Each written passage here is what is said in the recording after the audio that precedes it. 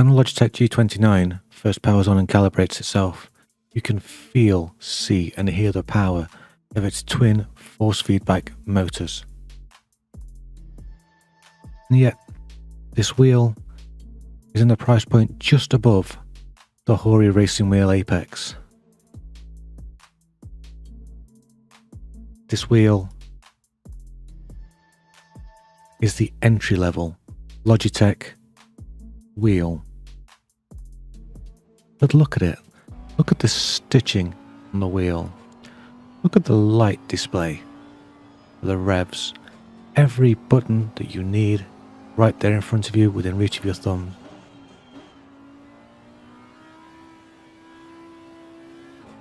I can't say enough great things about this, but I'm going to say some bad things about it too, because you have to be fair.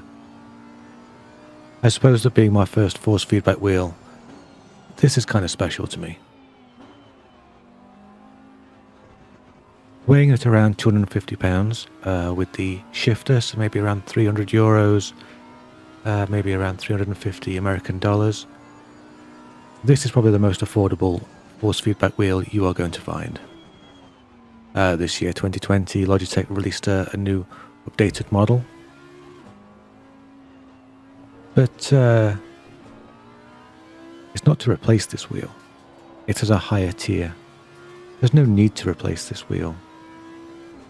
It's quiet, got good, strong force feedback. It's very comfortable. So, why get anything more expensive? Well, you get what you pay for, really. The Logitech G29 is a geared wheel.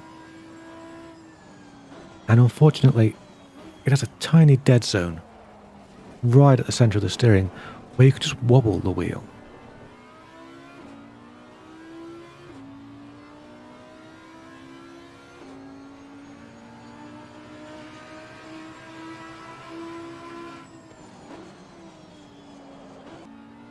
Of course, it has these great up and down buttons and dials, you can use to make adjustments on the fly,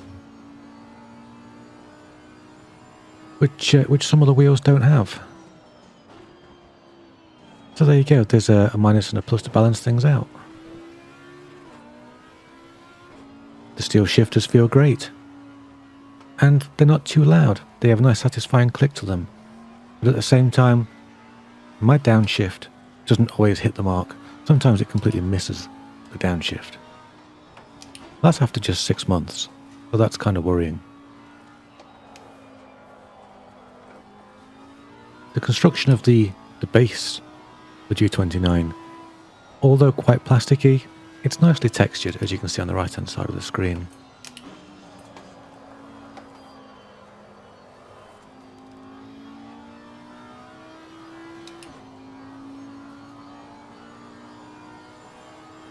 The wheel itself is great to hold. It's so very, very comfortable. And you really can do long races without ever feeling like your hands are getting too sweaty.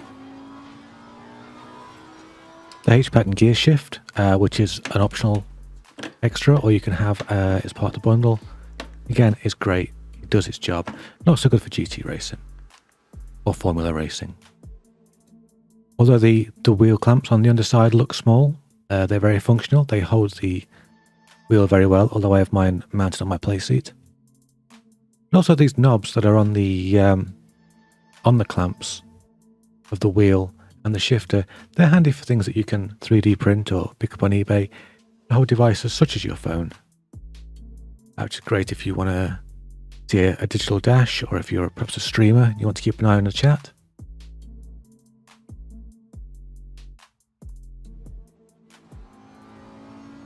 The road steel pedals are very comfortable. They have nice little grips on them.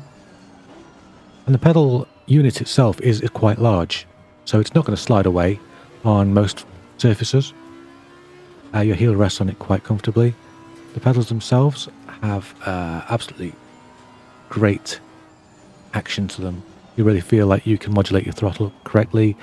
The brake seems to have a lot of force behind it, so it really feels like a brake, like you really need to stamp on it, get 100% of braking. And the clutch seems to have the same sort of spring load as the throttle, so the clutch is also very good. Not using it in this video, but I do use it when I'm driving large heavy vehicles or anything that involves clutch control, obviously.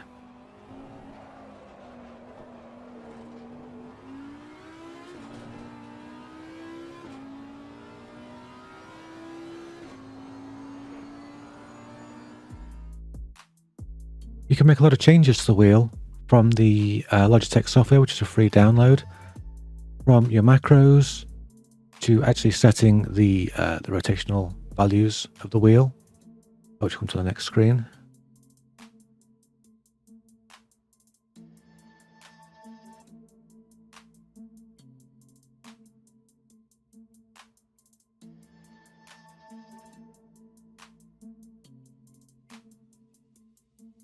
There we go. So the rotational values and the sensitivity are great, but also look out for centering spring strength.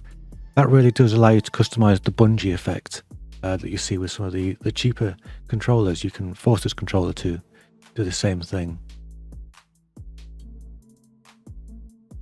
Adjusting pedal sensitivity is also great. I've still got mine at default here.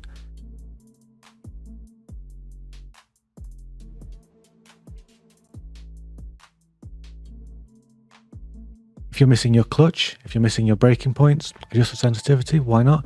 And also for the older games that don't support 3 pedals, you've got the accelerator and brake on a single axis.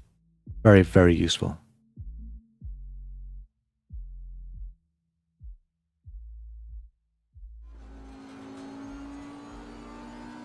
So, overall, you know, on this channel, I don't score things.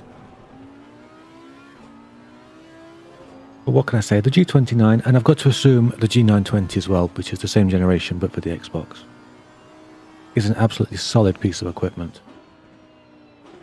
You're not going to become the world's greatest sim racer with this wheel. I'm certainly faster on some games, such as Assetto Corsa Competizione. I'm slower some games as well, such as Gran Turismo. I don't know why that is.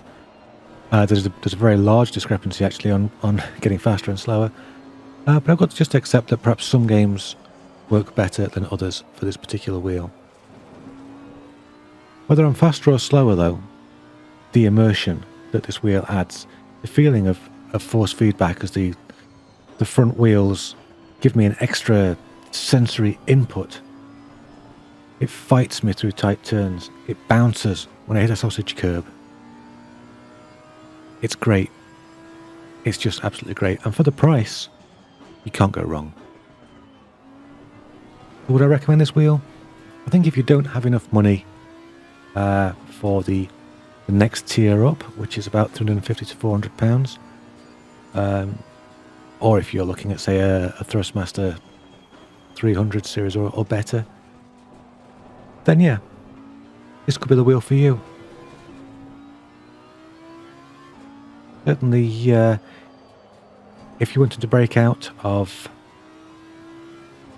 those lower ranked wheels, the ones that don't have the force feedback, you're looking for that extra oomph, that extra immersion, Logitech G29 is awesome. If you'd like to see more reviews, or if you want to see me embarrass myself on racing games, hit subscribe. And the bell, of course. You can't forget the bell, or you won't know when the new videos are up. And hopefully, I'll see you next time. Thanks very much. Bye-bye.